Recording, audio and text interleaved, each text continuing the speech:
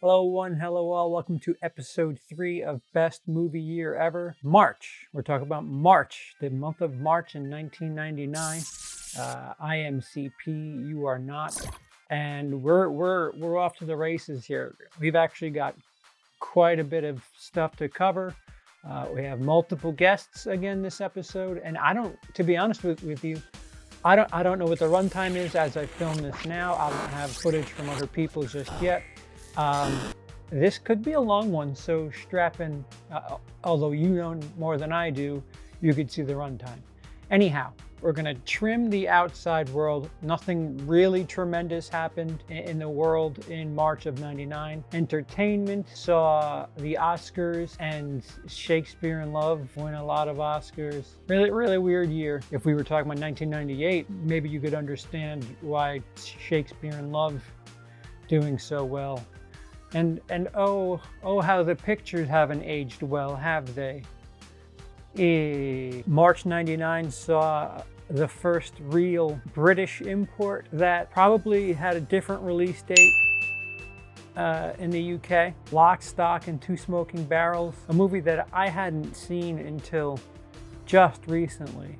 And this is another one of those movies where at the time of release, it probably didn't do as well as expected, but is quite a wonderful time. I could attest to that. One of those movies where the accents are a little... Listen, Tom, you point them at me, I'll shit myself or do whatever you say to do. Either way, you get the desired effect. Oh, they look very nice, I agree, but...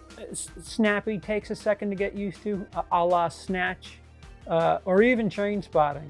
But the movie is quite good and quite doesn't deserve to be in March, and should have had a little more oomph behind it in America. And, you know, here today, we are 2020. It does have a following. I guess you can call it a cult following.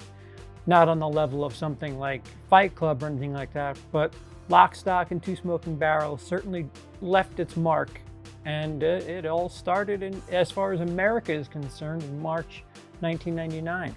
The funny thing, the Hollywood double up happened.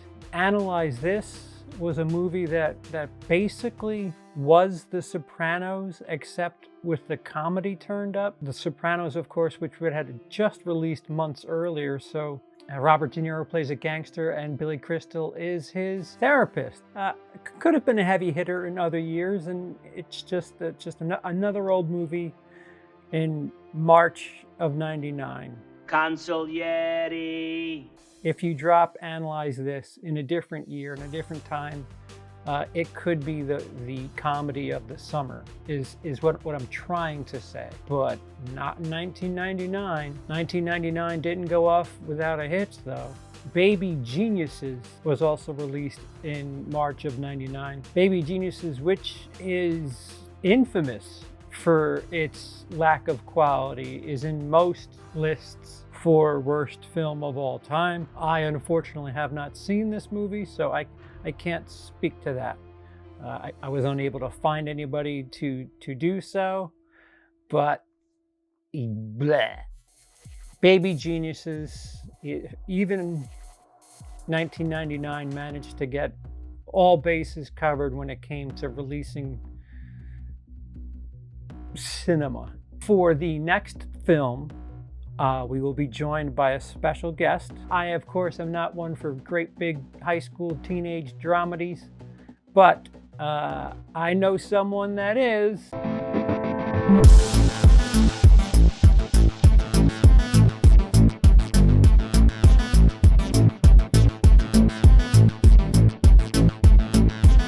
Hey, what's up, you guys? Yes, I am here for WILIscredia to do a segment for his 1999, The Best Year Ever. And I am so very fortunate that he allowed me to do this for him, because the film that I am going to talk to you guys about today is 1999's 10 Things I Hate About You. Something notable about teen films in the 90s, most especially in 1999, was that they wanted relatable characters for teens to kind of get them involved in the films. Now, a lot of the time they were exaggerations of relatable characters, but still relatable nonetheless. Okay, so every school had a Joey, which was the ridiculously good-looking jock type that also was ridiculously stupid. Then every school had a Bianca, or in my case, a whole flock of Biancas, and they were very, very pretty, very popular, and very entitled. Everybody had the Camerons, and the Camerons were the sweet kind of nerdy guy that you normally wouldn't give any attention to in the relation to go on a date with, or like even just like date and call him your boyfriend. Those guys, like, they were just like the kid from your class that you wanted to be friends with. He made you laugh, but you didn't see him that way. Every school had the Patricks. Now, these were the guys that, even though they were minors, they probably had some sort of criminal record, and that didn't stop you from like daydreaming about them. And then every school had the Cats. This was the girl that was a little bit of a loner. She was very artsy, possibly into music, very, very much stuck to herself, and a lot of people probably thought that she was really mean. Maybe she had resting bitch face. Maybe nobody really wanted to be friends with her because they thought she was scary.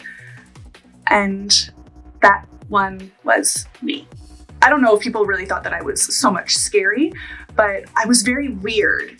I'm going to show you guys exactly what it was that I looked like in 1999.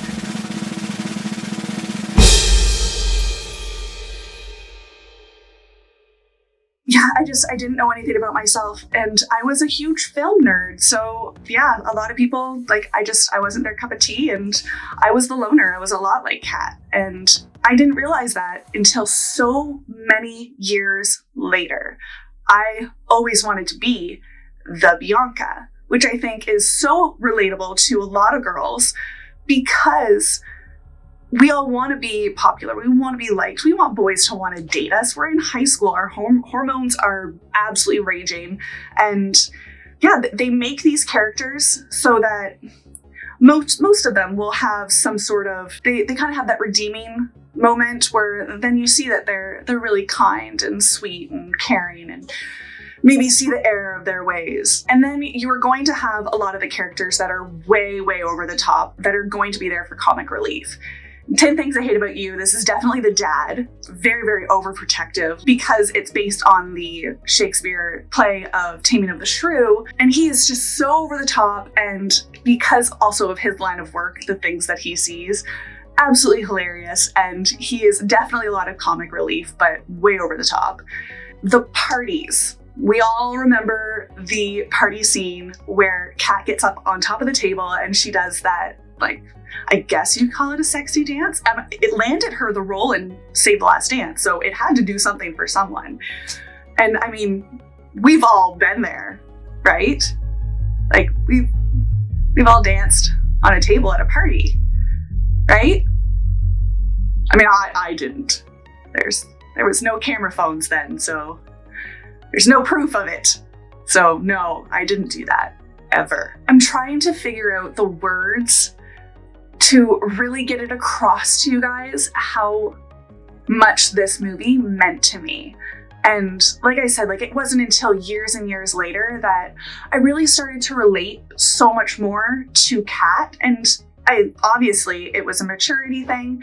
And I realized that, like, I didn't need to be that popular girl anymore, and being kind of like artsy and into the weird things was kind of a better trait anyways.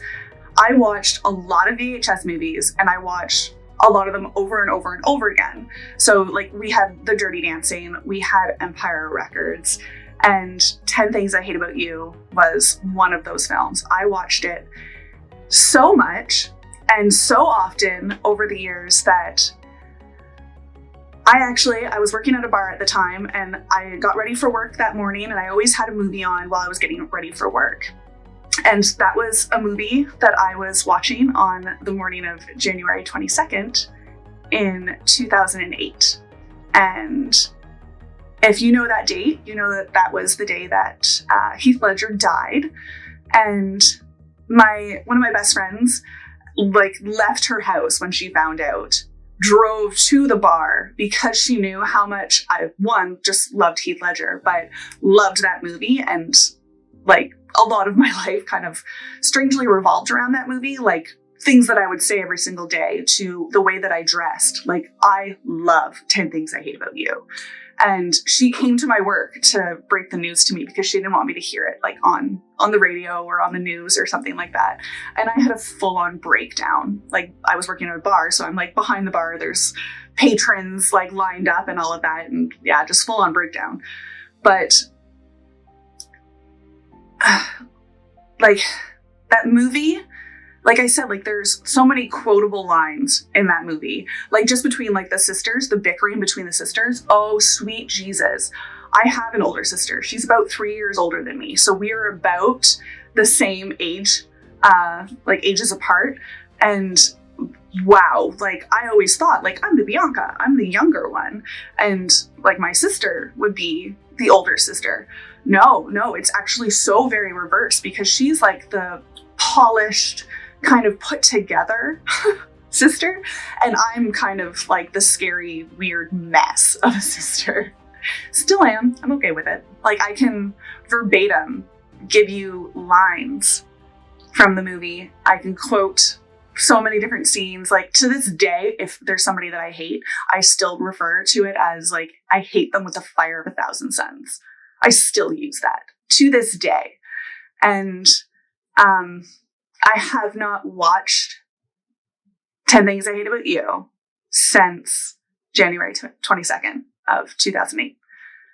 Have not been able to watch it again. I want to so bad, but every time I think about that scene of him singing, I can't imagine watching that scene and that that shit-eating grin that he gives when he's crouched on the one step. Oh, yeah, I haven't watched it since, but it still means something to me.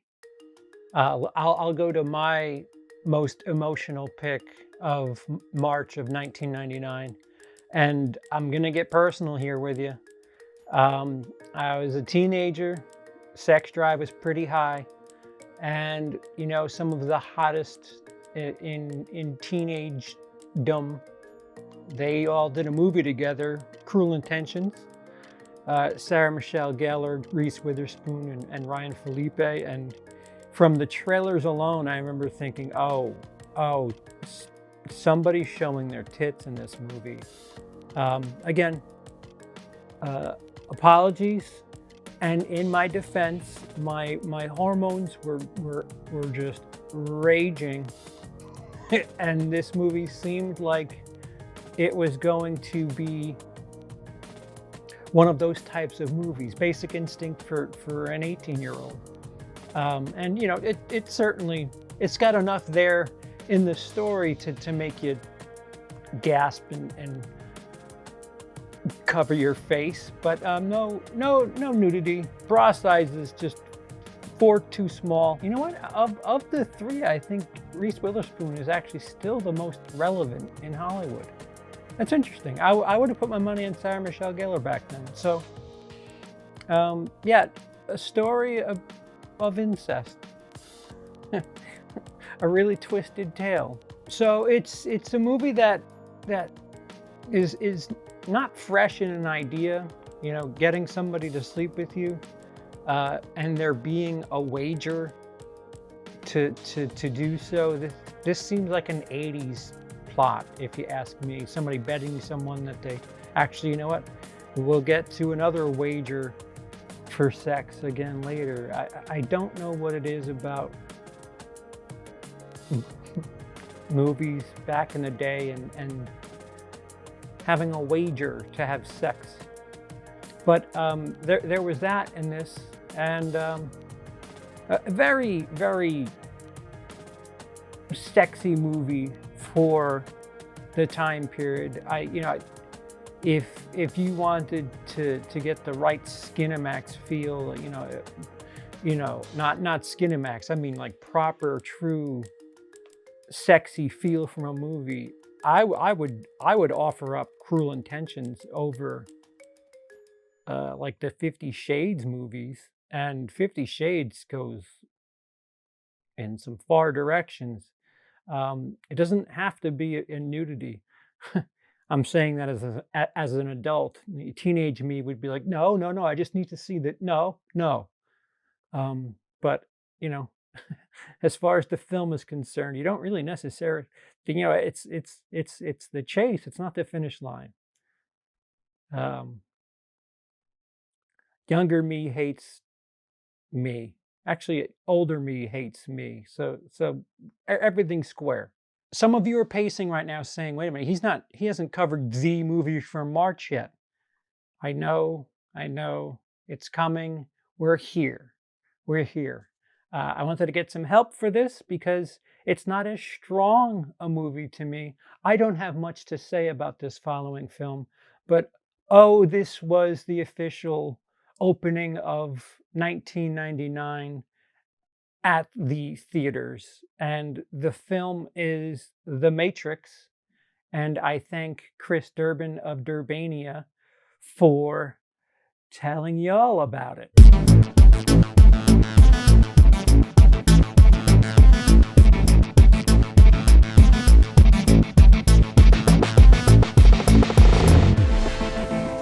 When you say movies in 1999, the very first one that jumps into my head is The Matrix. Not only was it my favorite of that year, it's still one of my favorite all-time movies. That movie is just so layered in philosophy. It's so amazing with the action and the kung fu. And what was so great about it is it was the first movie to utilize this new technology, bullet time. I mean, in the 90s, we didn't know what bullet time was. We were still learning CGI. It was getting good and stuff, but we had no such thing as bullet time. And even to hear Will Smith describe how back in the day, when the Wachowskis approached him to play the role of Neo, and they were trying to describe to him bullet time. Like, imagine somebody jumping up to do a kick, and then it pauses. Okay, and then it does a 360 shot around that person, then it unpauses, and they kick. And Will Smith just kind of turned it down because that sounded incredibly weird to him. It would have sounded weird to me to have somebody try to describe what I was going to see in that movie. It would have made no sense. So I get why Will Smith turned it down, and I'm glad he did, because that role, it was for Keanu Reeves. He was born for that role of Neo. It was amazing to see him in that role. But I remember, I'm pretty sure I saw trailers for this movie before I saw it, but I don't really remember that off the top of my head. What I do remember is sitting down in the auditorium to see this movie, curious. Like, I didn't know what I was gonna get. I wasn't expecting my all-time favorite movie. I wasn't expecting that at all, but I was curious as to what I was gonna get when I saw this movie. And from the very beginning, when Trinity did that kick and it paused and it did that whole 360 view and then she kicks that cop and he goes flying, I was blown away. Like, the visuals of that was just absolutely incredible. The whole roof chase scene and the fact that it just kept getting better after that. Because what I love is they didn't just do this bullet time technology to be the first to do it. The Wachowskis weren't trying to be the first to do that. It was done because it actually told the story, to enhance the story. And that is what I loved about it. On top of those great, like, Keanu Reeves moments, where Kung Fu gets downloaded into his head and he's like, I know Kung Fu. That's just incredible. And I would love that. I would love to be able to plug something in my head and knowledge just sort of dumped in there and then I be able to retain it. And that's probably one of my favorite fight scenes in this movie too, is that first time Neo and Morpheus fight. I love that whole scene because it had the philosophy. You have Morpheus saying, don't think you're faster than this, know that you are. Stop trying to hit me and hit me. And so you had that, but then you also just had how unbelievably cool it was that they were fighting. And not just how cool it was they were fighting, but the slow motion stuff of it. Neo flying all over the place, learning how to bend the rules and break the rules. There were so many elements and so many things happening in that moment. It was just incredible. And so that's one of the things I love about The Matrix, because like every time I go back, it's so rich in philosophy that I can uncover something new. Like one of my favorite things is, so they have Neo as this Messiah-like character. And so when he first wakes up, like finally wakes up on the Nebuchadnezzar and he's getting his first tour of the ship, what's really cool is he sees the plaque that says Nebuchadnezzar on it. And right below Nebuchadnezzar, it says Mark, Roman numeral 3, number 11. And if you go in the Bible to Mark chapter 3, verse 11, it talks about the demons, whenever they saw Jesus, they threw themselves at his feet, crying, "Thou art the Son of God." And so it's just a cool little hidden Easter egg in this movie. And this movie is just filled with Easter eggs like that. And so that makes it fun because there's just so much to think about when you watch this movie and so much to uncover. And at the same time, it's just flippin' awesome action. So it's not just a deep thinker type movie, it's also entertaining and incredibly fun to watch. So it kind of had that 1-2 punch going for it, and I thought that was incredible. The other thing that I really enjoyed is 1999, got a DVD player for Christmas. How exciting to have a DVD player. But I got The Matrix on DVD. And the cool thing about having The Matrix on DVD was a special feature called Follow the White Rabbit. So this little white rabbit would appear in the corner of the screen. And if you hit enter on your DVD remote, it would cut to showing them film that scene or some cool behind the scenes look going on with that moment. So like I said, one of my favorite scenes is Morpheus and Neo fighting for the first time. So you click the white rabbit there and you see them rehearsing the fight and putting it together, just rehearsing in some gym. It cuts to them on the set with the wires all over them. And you know, so you see the wires, you hear the people, you know, yelling action, and then they pull the wires and Neo goes flying in the air. So it's like, it was so cool because since nobody had seen bullet time before and it was such a new technology, I was the cool kid that had The Matrix on DVD. So when my friends came over, I could say, hey, let's follow the white rabbit. And so we would look at these behind the scenes stuff and I'd be like, now, have you always wondered how they did this scene? I could show you. I mean, seriously, I thought it was so cool having this DVD with the Follow the White Rabbit feature. So probably just because of its unique place in film history, it being the first movie to utilize this technology, just the idea of going into this movie where people, for the most part, really had no idea what to expect. They had no idea what they were going to get. All this novelty just makes this movie stand out as a classic. And I still, to this day, love to go back and watch this movie, find new Easter eggs, watch the special features. It's just one of those movies that I just love. Lawrence Fishburne, Keanu Reeves, I mean, the whole cast. They were born for those roles, and everything worked together so well. Just one of my favorite movies of all time. So that'll do it for this March 1999 episode of 1999 Best Film Year Ever. Obviously, thanks go to Mother Mayhem and Durbania for their assistance talking about how some of March's releases moved them. We're officially going now, guys. From here forward, we're gonna have either long episodes or a lot of fun-packed stuff, a lot of people. So again, the invite is still open. You just, as we get further and further, you get less and less time to contribute your content. We're covering April next, obviously, and there's a film or two that I can speak of. I know that certainly spoke to me, and still to this day kind of stick out. Very underrated month, April 1999. If you enjoyed the series, clicking that thumbs up certainly helps and lets us know to keep going.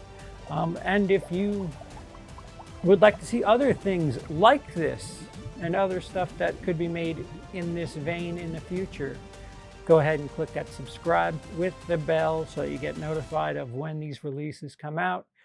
I'd greatly appreciate that. If you really, really liked it and you want to see stuff early, have some exclusives from the channel, you can either join the Patreon, which is a link below, or I think within due time, if not already, you can join the channel, which is new.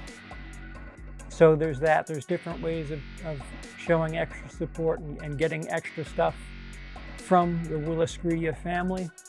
I just thank you for watching this long. And we're going to see you again real soon for April 1999.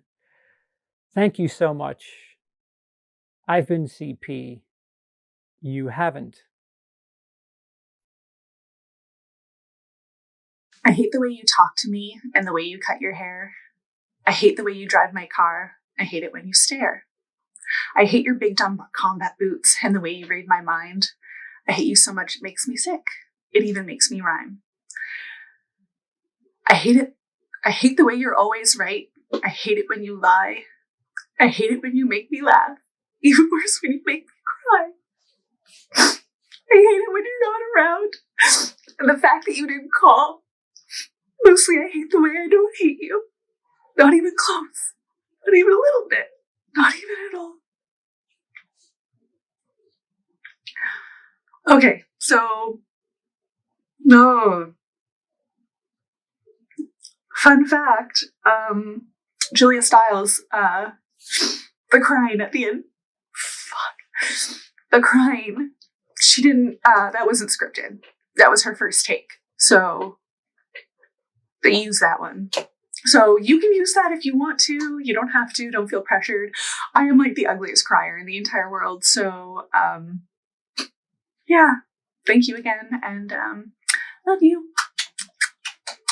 Hi, Emily. I love you more.